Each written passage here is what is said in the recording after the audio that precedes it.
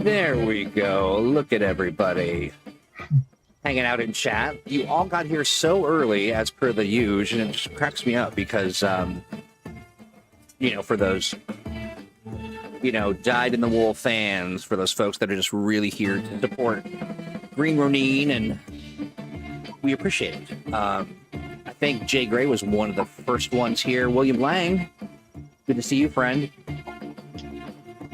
Let's see, Devious, good to see you, buddy. I had a wonderful time at my mother's birthday party. It was very, very fun, and it was just, she was surprised to see me and my brother together. It was a great time. Paul, good to hear you, or good to see you, rather. I hear you in my heart. I see you with my eyes. Let's see, who else we got? Duke, good to see you, my friend. So you, by now, I've heard the news that Dragon Age is on sale over at DriveThruRPG. And basically what it was, normally it is $29.95. And for this week, you can run over there, pick it up for $8.99, which is a screaming deal. And so we thought, well, shoot, if we're going to, Greg, me, a fan of Green Ronin, what proof do you have? Well, we're a fan of you. Either we're a fan of you and hanging out with you, or vice versa, or maybe both. Who knows? We do. Of course, we're a fan. But we thought, well, shoot, since we're talking about Dragon Age, why don't we bring the Grand Dragon himself? Here he is. It's Chris Pramas, and he is hiding behind this modesty shield. Come out, Chris. There you are. Hi. Good to see you, friend, and thank you for being, willing to come jump on the show and talk Dragon Age. My thought was, let's just flip through the book. Let's talk about a little history, a little mystery, a little fun, and just kind of take it where it goes, and then share with other people. Because one of the things that drives me nuts, and I don't know if it drives you nuts as well, it's when people say there's a Dragon Age RPG. And I'm just like, yes, there is. And we've been talking about it for some time now. And so, so this is as good a time of it as any to dig into the book and kind of talk about stuff. But before we do you want to talk a little bit about how Dragon Age came to be? I know you've told that story only 40 million times. Sure, I'd be happy to. Nice. Excuse me. We start with a cough. We'll edit it in post, no sweat. The gripping drama. So when we kicked off the company in the year 2000, we became known for doing support for 3rd edition Dungeons & Dragons under what was known as the D20 license at the time. We did a whole bunch of D20 stuff. And amongst the fans of our stuff were the 2 founders of BioWare. And so they said nice things about us in interviews and such like. Oh, nice. Yeah, it was nice. So fast forward a bunch of years, and I guess it was 2008. I was contacted by their licensing people, and they said, hey, we're working on a new game that's the spiritual successor to Baldur's Gate. And we thought it would be cool because of obviously the roots of Baldur's Gate, if there was a tabletop RPG that went alongside of it, and would you be interested in doing it? And so that took about 2 seconds to decide. So I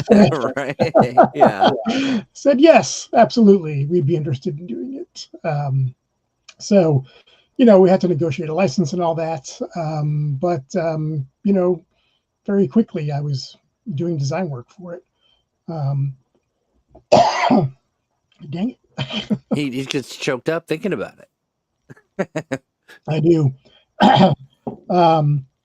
So, I was working on it in 2008, and what we called Dragon Age Set 1 came out in 2009. So that was a boxed set that was meant to be your first stop for the game, and it gave you like the first 5 levels of play, and there was a player's book, a GM book, dice and a map of Ferelden. And then we followed that up later with sets 2 and 3. And then all that was combined into the Dragon Age Core rulebook, which is what's on sale right now. Nice. I'm looking at some of the comments and in chat. And this is true. Little known fact, says Devious Hearts. Dragon Age is the only TTRPG in existence with dragons. Yeah, it's weird but true. Very true.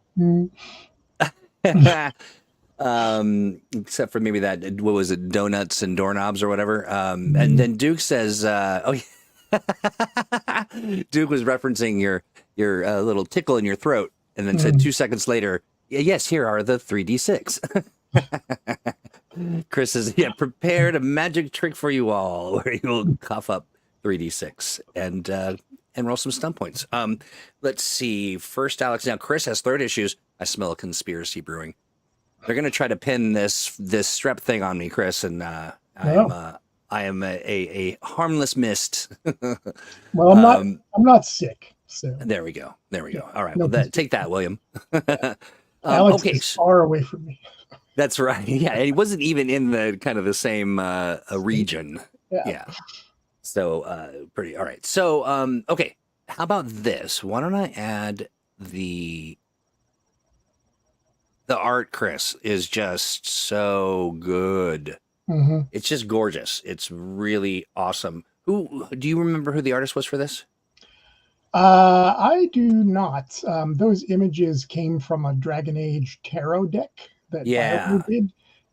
So, one of the advantages of a license is that if it comes with art, you get to use it. So the art in the book is a mix of art from BioWare's archive and then new pieces that we commissioned. So that's awesome. Yeah. So we see the cover art here: Ramil Sunga and Casper Konefal.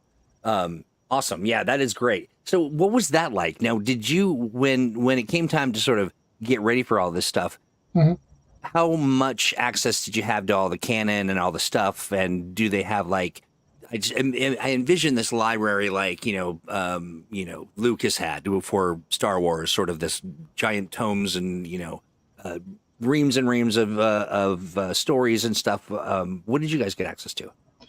Well, when I was first working on the game, they were still building the world. Yeah, got you. So early on, I flew up to BioWare and I met with different people on their team. So, I talked to their story people, I talked to their mechanics designer and things like that. And nice. So I was able to ask a bunch of questions, and then they did give me a document, but it wasn't huge because, as I said, they were still building it out. In my mind, I didn't make that time shift, but of course, it was brand new. It was brand new. What did they think about the whole age, system? In understanding that it was sort of, coming into its own, for Dragon Age. What were they hoping to see a D20, or were they like, yes, this is exactly what we want? No one said anything about a D20. Yeah. Basically, I met with their system designer, and we spent an hour talking, and he showed me, what was underneath the hood as far as the layering goes. And at the end of that, he's like, you don't want to use this, though. And I said, I agree, because, correct. This is optimized for a computer to do the hard work, and we're going to have people around a table. That's right. With 10 fingers and 10 toes, right? Yeah. I had also told them about my big design goal for this, which was to introduce computer game people who hadn't tried tabletop to tabletop RPGs. So I wanted a rule system that was going to be approachable and pretty easy to learn. So nice. Yeah. That's how we ended up with the age system.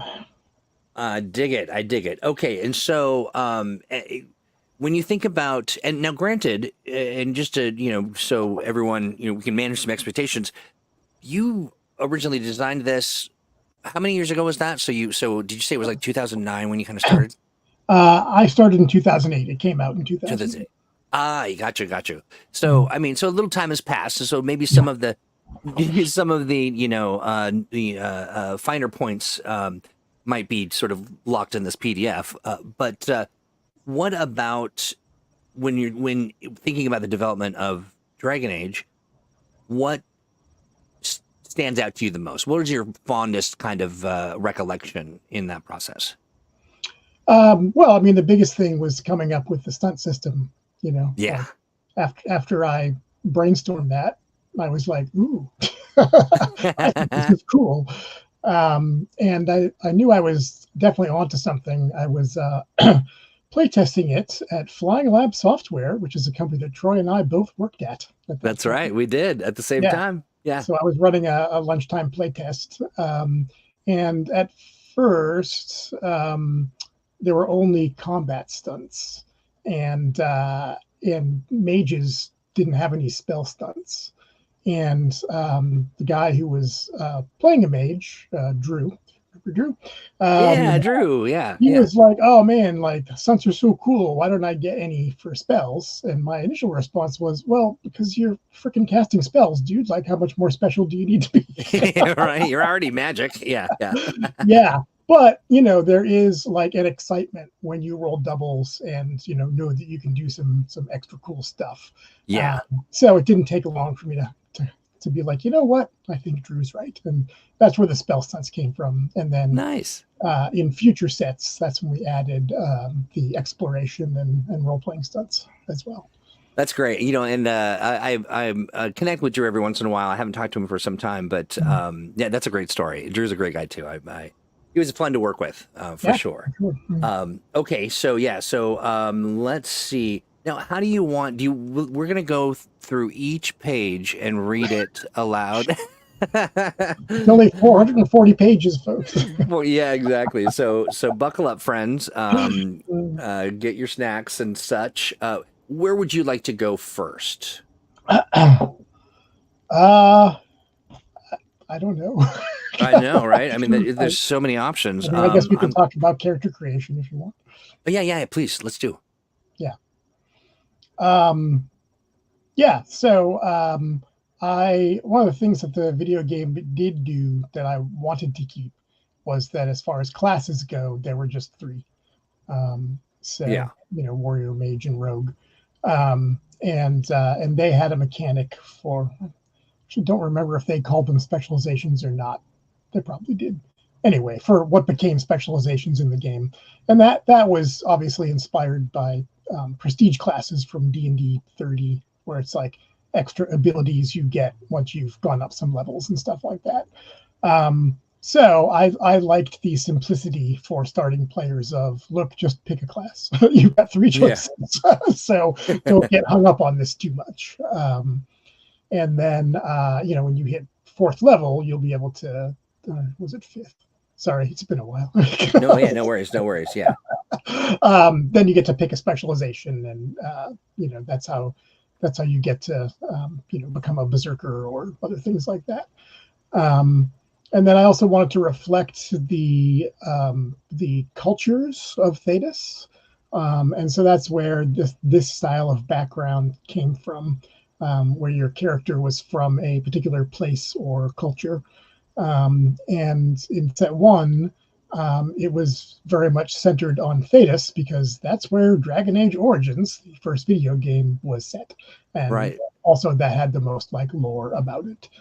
And there was some stuff that, there just was barely any lore about, like the Avars. So we ended up making stuff up, which was approved, just throw it in. In collaboration. Sure. Now, did those decisions or those sort of things that you added to the overall canon, did that survive into the future of the game, or was that for a little while, but eventually once their designers decided, okay, let's really figure out the Avars, their own thing. So we did a adventure book called Blood in Ferelden. That's got a very cool adventure. I think T.S. Lukart wrote it about the Avars. But if you look at that and then you look at what they say about them in subsequent games, it's pretty different. Interesting. Yeah, yeah. And I have always been curious about that, just because it's so many different creative regimes kind of come in and go, and sometimes by necessity, and sometimes just because someone's like, I will we'll start from scratch. That's very interesting. I'm going to drop a link to our library of Dragon Age stuff, so you can pick up that PDF for $8.99, and then come over and fill up on some of the other stuff that we've got. Yeah. I do see a comment I'd like to respond to. Please, yes. Temporary 67315, good friend, says, so age specializations are equivalent to prestige classes from D&D. Interesting. I would say that was their initial inspiration, but one of the big differences is D&D 3rd edition, it had, 20 levels of every class, and, all the stuff you could get by just being a fighter or a mage or whatever. But then when they added prestige classes, you leave your class and then you switch to a completely different development. So you never get the cool 15th level fighter powers because you're 2 prestige classes in or something like that. So the way I've handled specialization in Dragon Age, you're still going up in level for your main class and getting abilities, but the specializations are worked in. So that, at certain levels you get specialization benefits, but you're not just foregoing all the cool things about your class when you switch over into a specialization. Nice. Now, and let's see. Tempo asks another. Tempo is, one of our most engaged fans, and so how are specializations similar or different to prestige classes? I think that's what I just explained. Yeah. So I'm talking more to Tempo, but Tempo, that answers your question, doesn't it? Let us know. And then thank you, Devious, for dropping the link and to our store. One thing I want to tell folks is if you look on the screen, there's a little QR code. It's kind of the big one, actually. Right now it's bigger than Chris. And you, what you do is you take your phone and you take a picture or hold it up to the screen, and then you will get a link, and then as if by magic, you will be taken to DriveThruRPG, and you can pick up the Dragon Age PDF right now if you like. You can get 2 of them if you want. I mean, $9 is a hell of a deal. Yeah, it is a hell of a deal. Yeah, for sure. Okay, so other things about character creation that we want to touch on? Well, let's see. So, when you pick a background, it tells you a bit about what the background is. And then depending on which one you've taken, it modifies your abilities some. You get access to skills and talents of different sorts. And then there's a benefit table that you roll on a couple times to get further different things. And so because there's a table to roll on, it's not the case that, every even Wayfarer is going to be exactly the same. There's some differences there. And once you do that, then you move on and pick your class. Excellent. I'm just doing a little organizing. I'm covering up the QR code with this beautiful art. Okay. Awesome. And then how many? This seems like for the first chapter. This seems like a pretty beefy introduction to the game. Yeah. Well, so the core rulebook, as I mentioned, it compiles the first 3 sets. So every set introduced more backgrounds and specializations. Particularly as we broadened it out, some began talking about in more detail about places like Orlais, and then the Tevinter stuff, if I remember correctly, we added for the core rulebook. I don't think that was in set 3, but Inquisition was coming up, so we wanted to get some Tevinter stuff in there. Got it. Yeah. Nice. Gray says it's important to note that the book is not the one book. Let's see. The benefits of having a baked-in setting is that you can have the rules lean into the world, its background and geography. Yeah. Yeah. So if you look at Fantasy Age, which is descended from Dragon Age, because it's kind of a generic game, the backgrounds are, it's different. I mean, it's more of the like, pick a race, pick a class sort of thing, and the background elements are going to be particular to whatever setting that you're playing the game in.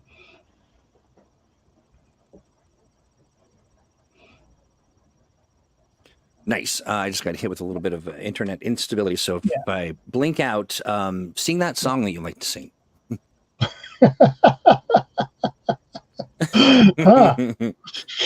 Okay.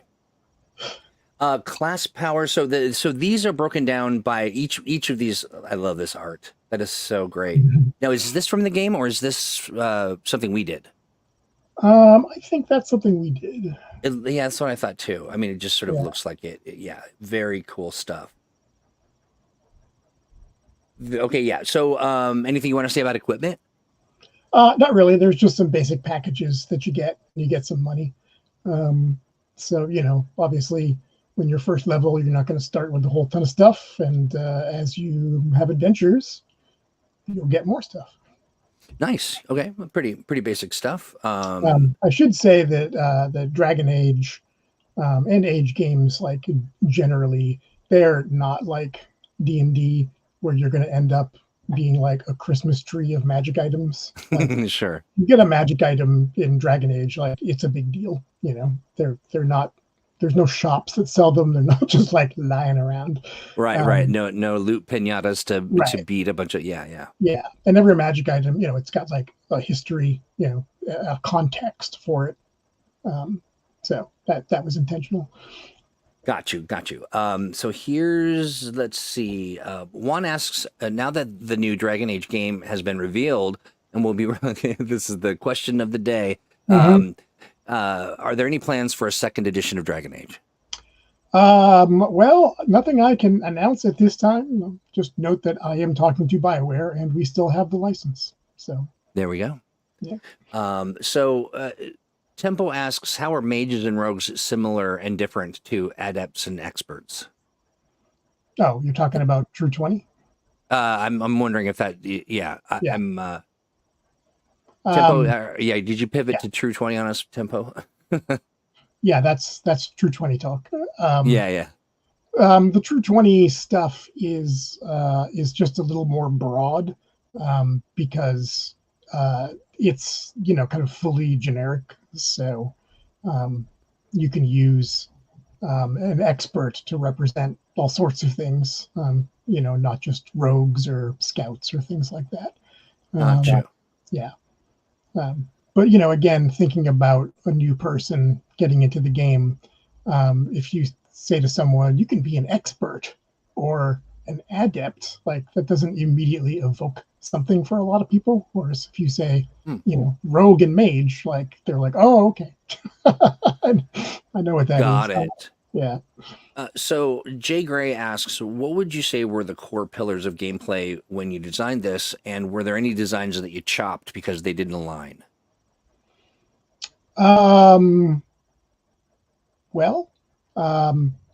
This was designed in a period where we had worked on D20 stuff for 6 or 7 years. And, as that developed over 3.5 and, all these supplements and stuff, it just got really complicated and creaky. And so I just really wanted like a simpler, cleaner base for the whole game. And so, that was kind of a pillar for me. The other one being, that it should be welcoming to new people, and then that we really wanted to evoke the setting of Thetis, because obviously that's one of the things people are looking for. So no, I designed to those goals. There was never a system or subsystem that I just cut. Gotcha. Okay, nice. So kind of organically came together in line with what you were trying to accomplish. Yeah.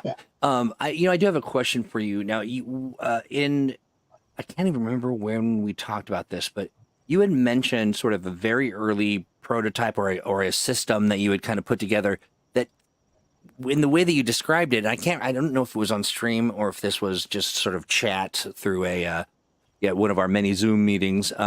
But do you recall what I'm talking about? I don't know. Just like an early system you had developed, a D6 sort of system that predated Dragon Age. Well, you might be thinking of Dragon Fist, which was okay. Is that a D6 system? It's not a D6 system, but it was the first system that I designed. Got it. Okay. Yeah. So that was I designed that when I was at Wizards, and it was basically like a one-off. It was designed to be something that you could, play and have fun with in between second and third edition. And so instead of having ability modifiers, you had your abilities were represented by polyhedral dice, and when you rolled those, that was like your stunt. So you might have a strength die of D8, and you rolled that when you were attacking, and whenever you got in the D8, you would get plus that to hit, plus that to damage, and so on. So it was cool, but I think the age system is better. Yeah, the age system is pretty great. Hey, I want to remind folks, do me a favor. We look at our analytics and we see the people that watch, and you watch for a long time. A good portion of you aren't subscribed. And so really all you got to do, I know, right? It's just wild. But all you can remedy that. All you have to do is, depending on where you're living, if you were watching on Facebook, you basically follow us, and then you like the video. Maybe you share it with somebody. Maybe your mother has a birthday. You can head on over to YouTube and you can send her this link and be like, listen to these two nice folk talk about TTRPGs, and your mom will be like, oh, honey, thank you. And it'll be so sweet. So do that. On YouTube, make sure that you tickle that bell. What it does is then it alerts you when we go live, so that you're one of the first to know. So you'll be able to join us. We are known to kind of do some surprise streams here and there, whether it's Alex's joy of game mastering, or if it's like sometimes I'll pop on with some interviews and talking with members of our community about their heroes and things. And so, yeah, you just want to be in the loop on that stuff. And we certainly appreciate it. Slam that like button, says Rand. And here's the other thing as well. All this, we're essentially feeding the algorithm. And that helps us out a great deal. It also helps us grow and reach more people. So do that for us if you would. It would be very much appreciated. Okay, so back to this beefy book. Where do we want to jump to after, or do you want to if we covered most of the big pieces of the character creation? Yeah. Awesome. Where would you like to go next? Chapter 2, playing the game. I will answer a question that somebody had about asking if Dragon Fist was like Savage Worlds, and sure, go for it. A little. The difference is that it was still a D&D game. So the polyhedral dice represented things that you would add to your D20 roll, whereas Savage Worlds is like you have 3d6 for strength or whatever. So, so it's more like a bonus than a stat. Okay. Yeah. Awesome. Go ahead, please. Oh, that was it. Okay. Jay Gray asks, just maybe, we might get a Fiction Friday. That is such a deep cut. Are you talking about, we used to do that. Nicole and I would jump on and we'd talk about different books in the Nisaba imprint. And if that's what you're talking about, sure, we could probably do something like that. We'd certainly have enough books to talk about. But yeah, Jay, that's you have been around for a long time, my friend. Okay, so and back to the question: do you want to dive into this chapter, or is there one you'd like to jump to? That's fine. Okay, let's do it. All right. Um, sorry, I'm just gonna pull up the table of contents on my side. Yeah, no problem. Yeah. So 440. I've got 441 digital pages. Yeah. Um, Yeah. Okay. yeah, So just go chapter for it. 2 is the basic system overview, Yeah, because basically, we thought about it like, so you're reading this game for the first time, and we wanted people to be able to understand the basics of the mechanics and things, before they then went on, to read more chapters that would reference more game mechanics and things. So this basically breaks down like how you do things, difference between narrative time and action time, which is basically like, you're wandering around talking to people versus, oh God, Darkspawn, fight for your lives. So, um, and yeah, that's pretty much what that does. It's got combat rules, health and healing, and whatever. And then at the end of that, you could start playing, with like a starting character. Um, the finger wag of Justice Shadowcat. Thank you for that. They're chatting in chat about the grad, and link is coming. Jake, you should be able to drop a link. Can you not? We'll figure that out. I am hesitant to open another window. If you were to see my tabs, there we go. Thank you, Duke. Yeah. Yeah, then you get your gradness there. Go So, ahead, Chris. the basics of the system are the same as any age game, where you have abilities. When you want to do something, you roll 3 6-sided dice and you add your ability. If you have a focus, which is something you're especially good at, so you might have a stealth focus for dexterity, you get an extra 2 because you're good at that. And then you're trying to hit a target number, or in the case of trying to hit somebody, you're using their defense. So that's kind of the basics. And then when you get doubles, on any of the dice, and I always say any of the dice because some people think that with the dice there's the dragon die, which is one color, and then the other 2 dice, which are a different color, so you can tell them apart. Some people think that you have to roll doubles on the 2 regular dice to get stunt points, which come from the dragon die, but you can get doubles on any of them. So your double could be on the dragon on the dragon die, and then one of the other dice as well. Oh, nice. Okay. Yeah, better odds that way, because stunts were something that were meant to be popping off pretty frequently. Yeah, our buddy William Lang mentions the Atomic Think Tank. We have very recently launched a sort of the next phase of the Atomic Think Tank for those of you who are old school Green Roniners. Green Roniners, I like that. That has a bad mouthfeel. That's not. Chris is like, nope, don't like it. But the Atomic Think Tank in its current form is a phenomenal place to come and connect with people who are fans of your particular age game or Mutants and Masterminds, or if you are a part of a particular special interest group related to Green Ronin, like for instance, maybe you are a freebooter, or you'd like to run games for other people at conventions or even at your local library, all kinds of stuff going on. Not to mention, special events, like we did our launch of the first issue of Engine. And we got lots more fun stuff planned. And you can get into that by going to atomicthinktank.com. And go ahead and say, send a little note, answer 3 questions, and you shall be deemed worthy to join us. It will be a lot of fun.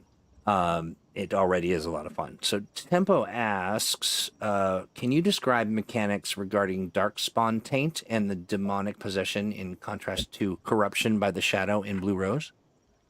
No. Sorry, I haven't actually run or played Dragon Age in a long time, and I play Blue Rose even less often than that. So, off the top of my head, it's one of my favorite it's one of my favorite occurrences because developers people who are who have the freedom to play the game and just play it unfettered with unfettered by other projects and things going on, time alone. But oftentimes we'll be talking to folks who have spent more time in the book than it took to develop it. You know what I mean? Like they've really been in there. And so that happens. It happens in video games too, where the developers find that the players are much better than than they are at like PvP or something. But yeah. Usually within the first couple of years of you releasing a game, there will be people out there who know the rules better than you do, because they're playing it every week. And depending on what you're doing as a dev, like you may not be playing it every week. So. That's right. And it is really a marker of success when you've got people who are, that my internet took a hiccup. But William Lang says the Atomic Think Tank is the best site on the whole internet. I tend to agree. I might say second best to the Green Ronin store. That's my favorite website. Okay, awesome. All right, where would we like to go next? Take me on a journey, Chris. Take you on a journey. Since we were at 240, actually, I would like to ask our esteemed viewers a question. Yes, please do. So one of the things I designed for Dragon Age was a mass battles system. So because, as you know, if you're familiar with the video games, there's cool big battle sequences in them.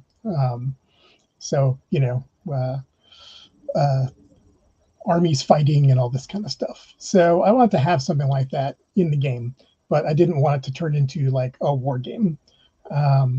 So the way that system works is you're making some tests that represent how each side of the army are doing in 3 different phases of battle, and then you get bonuses for like having the right troop types. Like if you have like cavalry, you're good at pursuing in the final stage of the battle and things like that. And basically, when the scores of the 2 sides get close, there's then like a climactic encounter, and that's where the player characters have an encounter that's going to affect the battle.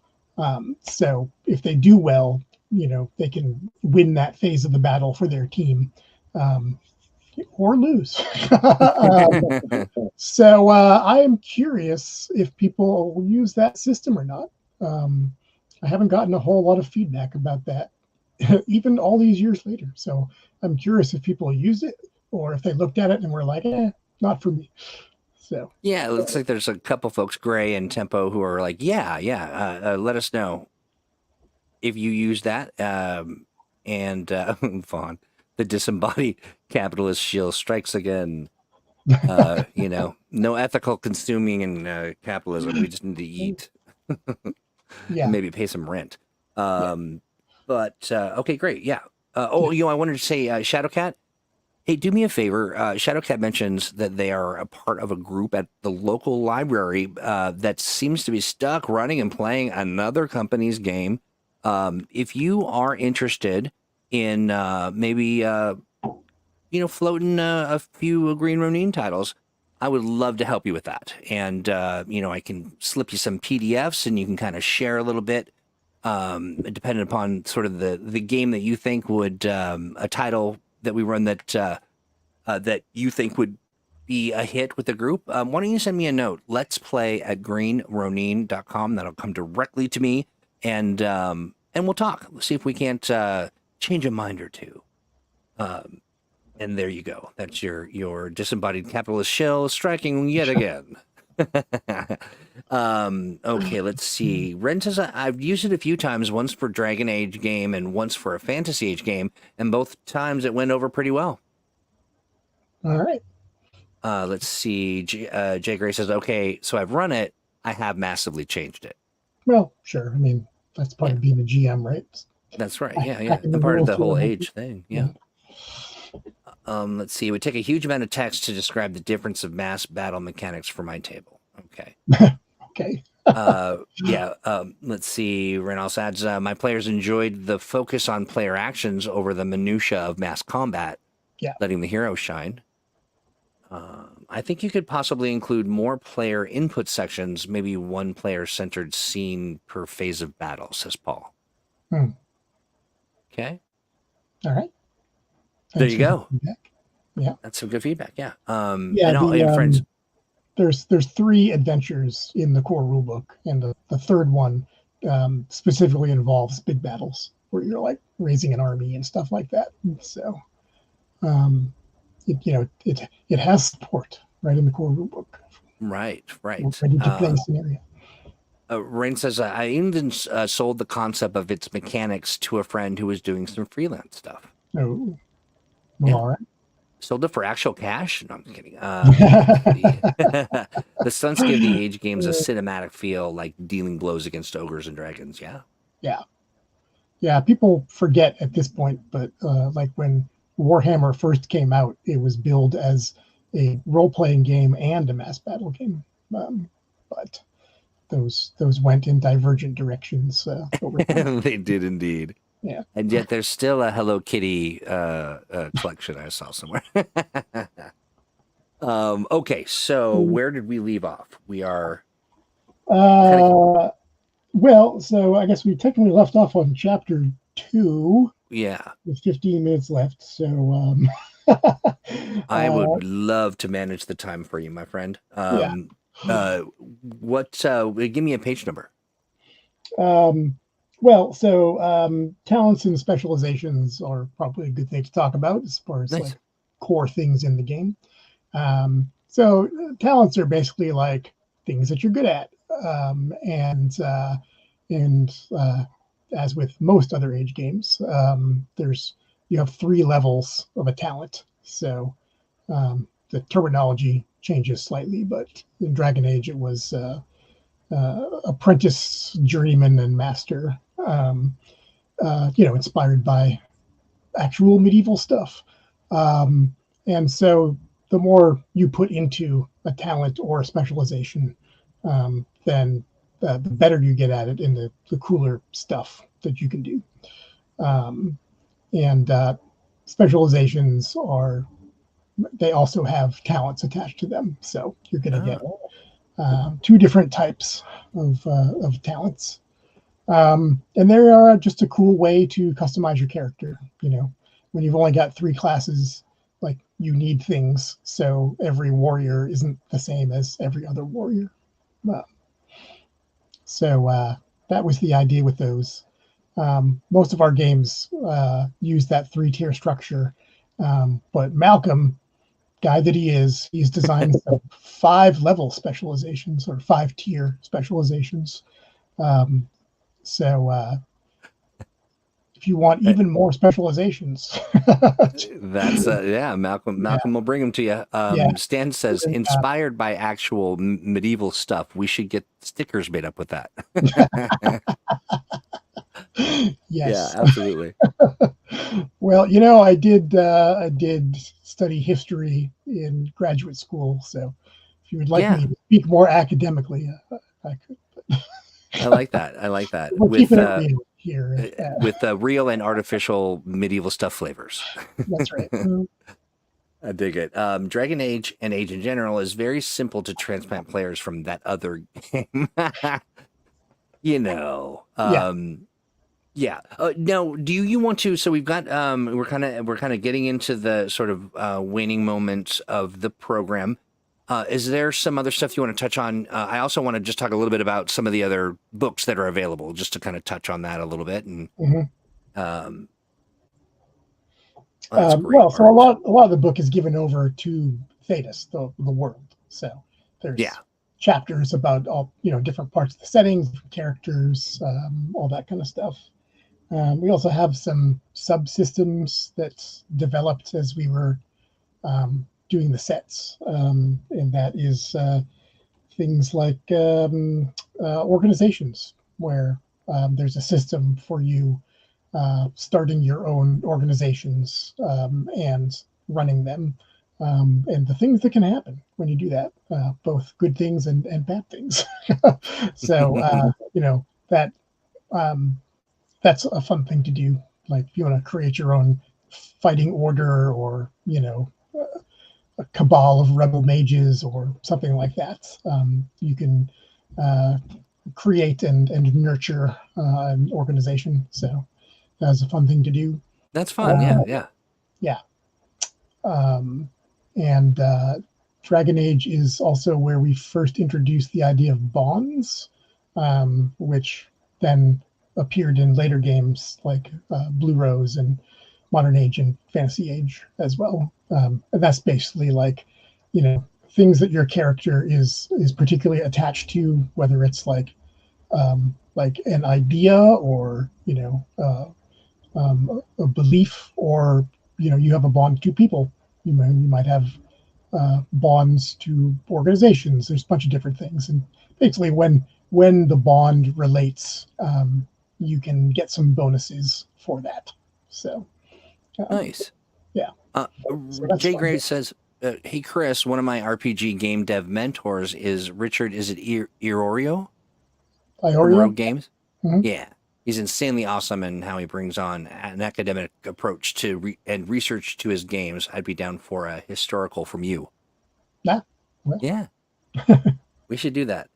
Yeah, we have talked about that in the past. Kind of sort of sitting with Chris, a sort of a evening of historical reflection. So if you're an Age fan, you might be familiar with some of the sort of the genre or like small supplement books we've done, like Cyberpunk for Modern Age or Trojan War for Fantasy Age. So we have another historical one of those that we're working on, but that'll be next year when that comes out. So nice, yeah. But it's cool. Duke says another fireside chat, perhaps. Yeah, I mean, I think it'd be a lot of fun, Chris, for you to just kind of wax poetic on some of the stuff that you are passionate about. Certainly, historical war battles and things are kind of in your wheelhouse. Let's see. Grace says, I do read a lot of military history, but I'm not just about the battles. That's right. That's right. That is right. Hey, friends, you're going to be seeing some links flying around in the live chat. If you're watching this on demand, that's your cue to click on the link, get over to DriveThruRPG and pick up your PDF of Dragon Age, $8.99. So yeah, it's a screaming deal for a beefy book with all kinds of good stuff. And then you want to head back over to our store, because our store has a ton of stuff too. Let's see what we've got here. I'm going to. So for the core rulebook, we had just a couple support products. We did like a Game Masters kit, which is like a hardback GM screen and booklet with, if I remember correctly, another adventure. And then the like super handy stunt cards, which are like cards that have all the stunts on them, and another one with actions and things.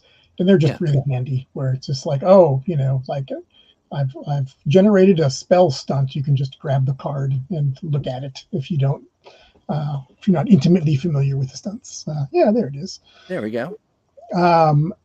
And then some stuff we did during the box set era includes Blood and Ferelden, which is a collection of adventures. And Faces of Thetis, that was also in support of the core rulebook.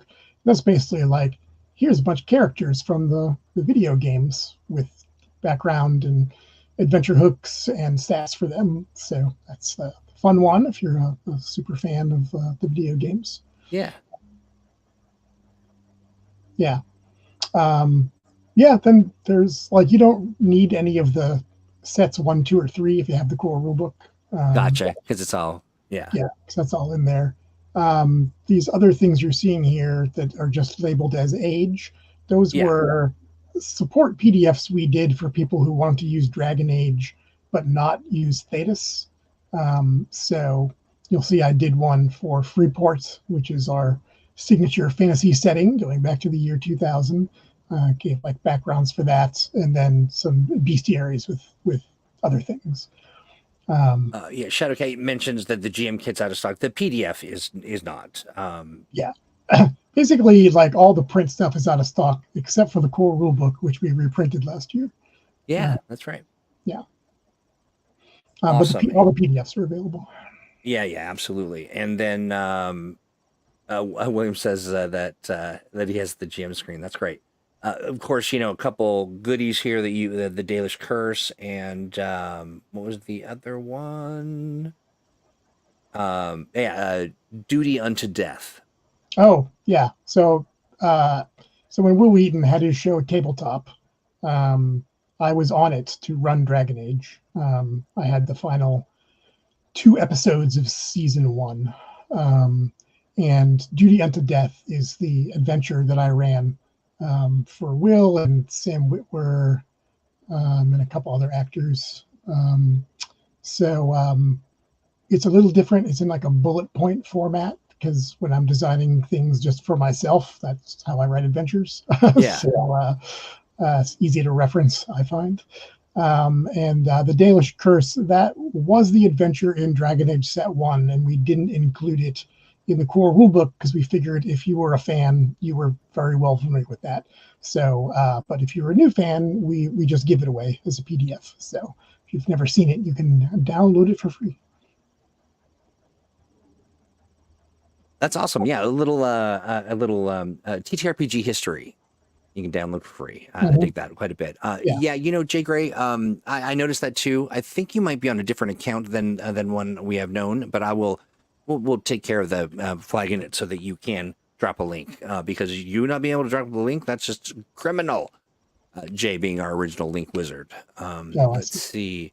Only Play says Only Play Wizard says that he still has all of those as hard copies. Another OG fan. A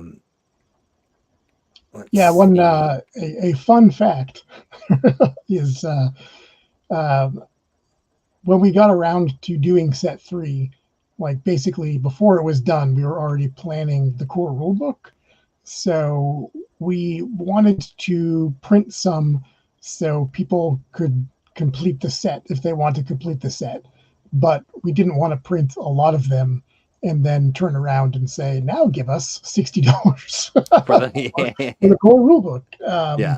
So we only printed 2,000 of set 3.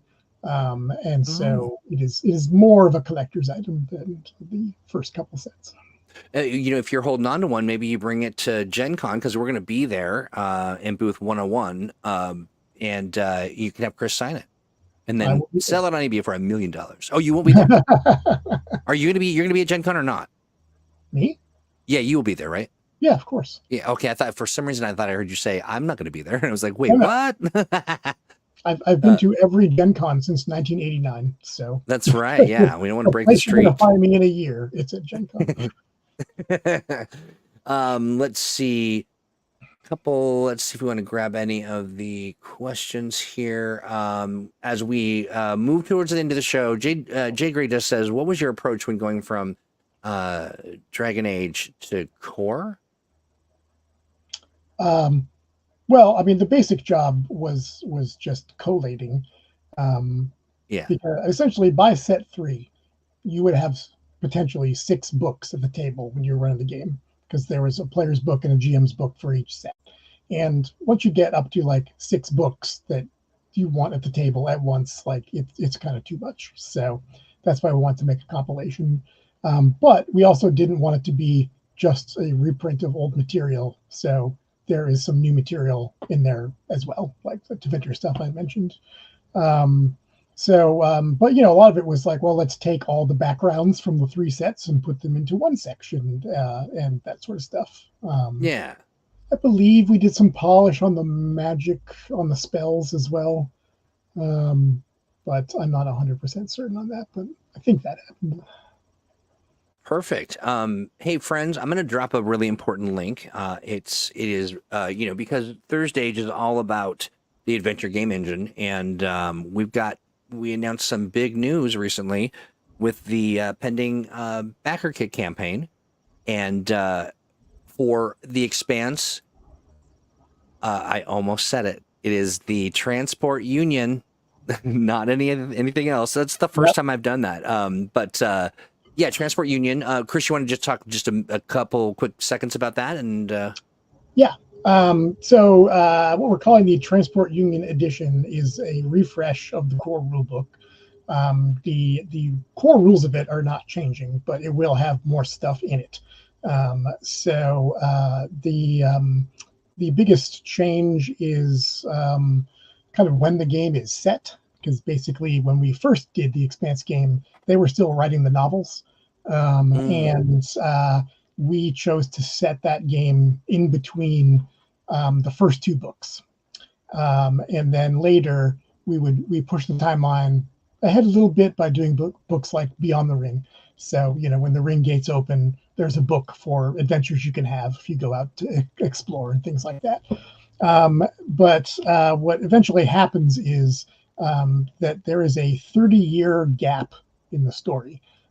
So basically, like if you watch the TV show, like after the TV show ends, there's this 30-year gap before the story picks up again, and that's the Transport Union era. So basically, this is like the perfect time to set an RPG because you don't have the main characters like running around hogging all the spotlight, and also there's not a huge amount known. So it's really a time that you can really like make a mark on the setting, and GMs can have a lot of freedom for the style of adventures they're going to run and stuff like that. Only Play Wizard says, wait, there's an Expanse RPG? There is. And then as part of the crowdfunder, like it's much more than just a new core rulebook. There's going to be multiple supplements to it, including the Free Navy conflict. If you love to hate Marcos Inaros, you can have a chance to make him cry. And we're also doing stuff like miniatures, which I'm so stoked. Fun new thing for us. Yeah, ships and characters, right? Yeah, that's incredible. Okay, so we're going into overtime, and listen, friends, you get this minute or so for free. We're not even going to charge you for it. But Chris, where can people find you if they want to pick your mind about historical stuff or Yeah, all on Facebook, and I don't have a split between like a professional account and a personal account. It's just me. It's just you. So you can find me there. I'm technically still on Twitter at Pramas, but I don't really use it much. Because you're not emotionally there, right? Ruined everything. So that's right. Yeah. The giant fucking man baby. Oh. There we go. Well, we do have an F-word budget for the year, and we've spent it. It's all good. No, and I agree. And if you had to drop an F-bomb, that's the perfect place for it. Yeah. Awesome. So we should look for you on Facebook. And do you kind of just pop over to Twitter every once in a while, or Twixer or whatever we're calling it? Yeah, like I used to mirror most of my posts in both places, and I just don't do that anymore. There may be some folks who are upset. They're wondering why we're not streaming to X anymore. Well, just out of nowhere, and rudely I'll add, they now require that you be a subscriber, and but to benefit from the exposure that we get on Twitter or Twixer. And I will tell you that we're not going to pay for that. So over my dead body, over my dead misty body. So with that, hey Chris, thank you so much. You kind of jumped in here at the last minute. I appreciate that. We're so excited about the sale over at DriveThruRPG. $8.99. Go over there, pick up your PDF. Head back to the store, pick up some other fun stuff. Yeah. It is super fun. It's a game So meant to be enjoyed. Awakens, Fantasy Age 2nd Edition. That's right. And then, friends, if you are going to be at Gen Con, you got to stop by. We've got every day is jam packed with. We're running games at the booth. We're running games. People are running games in the hall. There is so much happening. In addition, I think I will condense myself into a human form for everyone to see. Will it be gravy based? Who can say? You will only know if you come by and say hello. Again, Chris, thank you so much. And as always, chat, thank you so much for hanging out, asking such great questions, and for supporting us We really do appreciate it. We see you. And a question about will there be any surprises for Gen Con for anything new? Well, yes, the new hot thing we're going to have is the Sol system source book for the And that's Expanse. new. Maybe not so much a Brand new. surprise, but you know. And then we recently released condition decks for Fantasy Age Second Edition and Cthulhu Awakens. Yeah. You can get those print on demand through DriveThruRPG, but basically, like, we've printed up a bunch of them to sell at the booth. So Yeah. if you don't want to deal with waiting or dealing with print on demand, you can just swing by the booth and pick them up. I think I saw a pounded.